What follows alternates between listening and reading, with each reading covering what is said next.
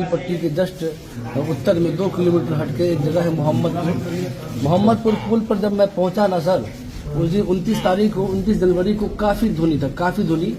लोग घर के लोग मना भी किए थे। रात ही का मैं खाना खाया हुआ था, सुबह में चाय भी नहीं पिया हुआ था, क्योंकि हमें चूंकि और 15 दिन से हमारी तबीयत खराब थी, करीब 15 दिन से बुखार और सर्दी की हालत थी हमारे ससुराली में पूरे और फैमिली थे बुखार वगैरह के चक्कर में। तो हम उस दिन अचानक क्या तमन्ना हुई हमारी, हम तो मेरी किस्मत में क्या लिखा हुआ था वो तो अल्लाह को मालूम है। तो मैं निकला उस दिन मोहम्मदपुर पुल पे आया तो मैं समझा कि लोग भरे हुए हैं, है नहीं। तो मैं लोग को देख करके मैं समझ नहीं पाया कि पुलिस यहाँ खड़ी है।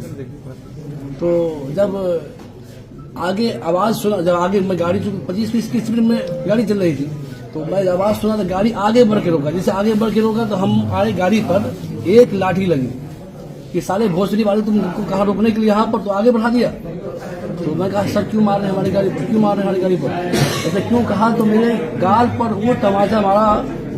इमरान भाई, मैं आपको अपना भैया मानता हूँ, ठीक है, बहुत कस के मारा। और जब उस रोड पर एक आलिम जो 20 साल से मस्जिद में रहता हो और 20 साल से हमारे कितने शागिर्द हैं मुझे पता नहीं है, कई मौलाना मेरे शागिर्द हैं, कई डॉक्टर मेरे शागिर्द हैं, मुझे वो मारा कसम अल्लाह, मुझे वो दिन अभी भूल नहीं पाएंगे हम। हाँ चलिए कोई बात नहीं, ना बात कीजिए, बताइए अपनी बात। डीएसपी प्रशिक्षु, जी डीएसपी प्रशिक्षु, वो मतलब उसके बाद नाम बता दीजिए डीएसपी का।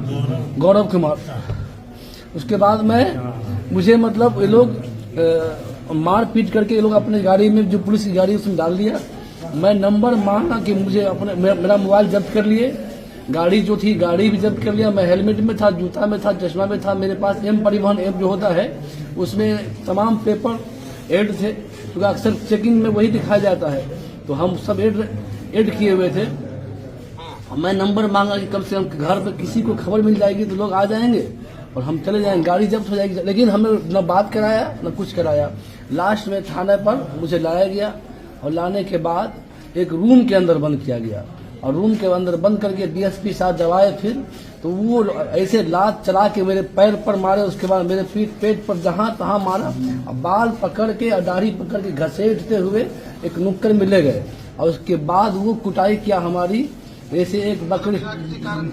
जी हमको कुछ हम किस मतलब के आदमी है तो मेरे चेहरे से आपको मालूम होगा।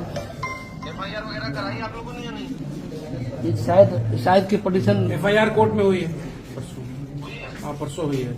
आप बताओ ना फिर क्या हुआ, बताओ जी। उसके बाद हमको जितना मारना हुआ, लात से, जूते से, थप्पड़ से मारा, खूब दबा के मारा। और मारने के बाद अपने हवलदार को बुलाया और हवलदार को बुला करके दोनों हाथ पकड़वा करके वो लाठी की मार मेरे चुत्तर पर और मेरे पीठ पर जहां तहां चलाना शुरू कर दिया। कहा कि भोसड़ी वाले को अगर बोले मुल्ला तो इसकी गांड खोल के इसके गांड में डंडा कर दो, है नहीं, और एक कतरा इसको बोलने मत दो। बहुत लफ्ज का प्रयोग किया इसकी। और हम पूरे सर पैर पर पकड़ रहा था कि मुझे माफ कर दीजिए, मुझे माफ कर दीजिए। कहा कि पैर पकड़ रहे हो तुम, चोर चक्का हो, तुम क्या करते हो। मैं कहा मैं मस्जिद में रहता हूँ, मैं चोर चक्का नहीं हूँ, मैं मस्जिद में रहता हूँ, मैं 20 साल से मस्जिद में रहता हूँ। कहा कि मस्जिद में तुम मौलवी हो, तुमको तुम्हारे मौलवी गिरी निकाल देंगे, तुमको अल्लाह भी आज नहीं बचाएगा। तो अल्लाह से दुआ मांगते हो, अल्लाह तुमको अल्लाह भी नहीं बचाएगा, तुमको तुम्हारे माँ के सामने मारेंगे। मैंने कहा मेरी माँ बॉम्बे गई हुई है, तुमको तुम्हारे बाप के सामने। मैं कहा था कि मेरा बाप कुछ दिन पहले इंतकाल कर गए हैं और तुम्हारे समाज के लोगों को बुला के तुम बहुत टॉर्चर करने के बाद जो लफ्ज का नहीं प्रयोग करने का है तमाम लफ्ज का प्रयोग किया हुआ, इस्तेमाल हुआ। इतनी दर्द मेरे दिल में उस दिलवा मैं समझा कि लगता है मेरी दुनिया में आज कोई नहीं है। मैं बेनीपट्टी में, अतराफ में सब लोग मुझे जानते हैं। जिन लोगों ने मुझे सुना सबके आंख से आंसू अभी भी जारी है, क्योंकि मेरे जैसा आदमी चांद भाई को पता है कि मैं ऐसा आदमी हूँ। और उसके बाद एक कतरा मैं रात का खाया हुआ, एक कतरा पानी भी नहीं दिया गया, न मेरे घर वाले को कहा गया। मैं छिपा करके एक कागज रखा हुआ था, मेरे जेब में पेन था, जमीन पर से एक कागज उठाया, एक कैदी उसमें था, उसे भी मैं एक नंबर लिख के दिया कि अगर जाएंगे आप मधुबनी तो रास्ते में किसी को नंबर दे दीजिएगा।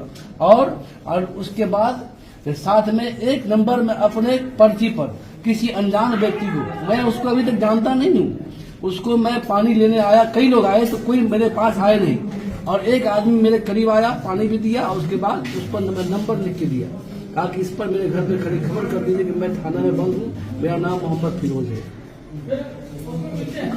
उसके बाद जी उसके बाद हमारे शफीक भाई हमारे बहनोई हैं, उन्होंने कितनी मन्नत समाजित के बाद, बहुत दिक्कत के बाद 25,000 रुपया रिश्वत लेने के बाद तब मुझे रात के 9 बजे करीब PR बॉन्ड बना करके एक वीडियो बनवाया, क्योंकि उस वीडियो के लिए आज भी मुझे याद है कि 5 से 7 मिनट मुझसे रटवाया गया कि तुम्हें क्या बोलना है। DSP साहब बहुत गुस्से में है, बहुत गुस्से में है। मुझसे रटवाया गया और रटवा करके मुझे DSP साहब बुलाए ऑफिस में और कहा कि जो रट कराए हो वो बोलो, और वीडियो बनाया गया। और मेरी राइटिंग पर, चूंकि हम तो डरे हुए थे, हमको डर इतना सताया हुआ था कि हमको अगर मुर्गा बनने के लिए कहता अगर तो मुर्गा बन जाते। और उसके बाद एक मजबूर हमसे लिखवाया कि मैं मोहम्मद फिरोज पिता PR बॉन्ड में लिखवाया गया। हमको मेरा दिमागी संतुलन उस दिन खराब था। और लोग पुलिस वाले आते सब कहते इस मौलवी से पूछो तो पुलिस का मतलब क्या होता है, तो हम तो कुछ बोलते बोलो ग्रैंड फादर। पुलिस का मतलब क्या होता है, बोलो ग्रैंड फादर। पुलिस का मतलब क्या होता है, बोलो ग्रैंड फादर। जब तक मैं रहा अंदर में सारे लोग आते रहे पुलिस वाले सब, और नहीं बोलने पर मेरे गाल पर थप्पड़ लगाते रहे। और जी भाई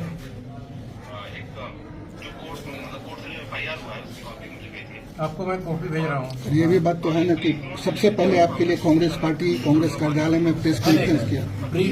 हाँ। नहीं मैं DGP से